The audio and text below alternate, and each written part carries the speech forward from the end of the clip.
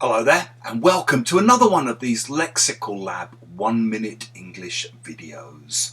If you enjoy this video, make sure you subscribe to our YouTube channel and check out our website www.lexicallab.com to find out more about the online language classes we offer. When my dad died a few years ago, I had to drive down from North London to the South Coast for his funeral.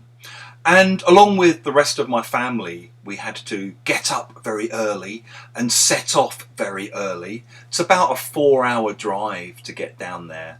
And I wanted to make sure we got there with plenty of time to spare. Because it was a funeral, it was one of those rare occasions where I was wearing a suit, a black suit, obviously.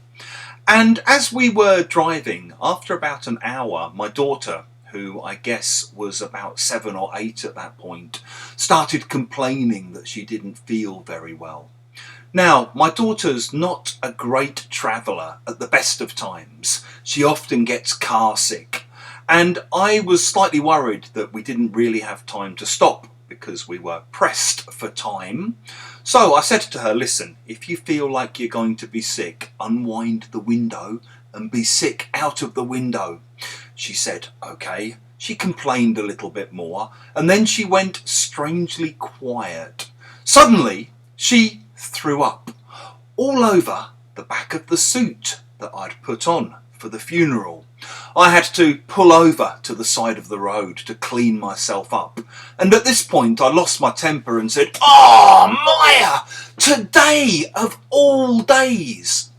We often say today of all days when we're frustrated because something bad has happened on a day when we really don't need that bad thing to happen, on a day where it's really, really inconvenient. So maybe you're about to go on holiday when one of your children falls down the stairs and breaks their ankle.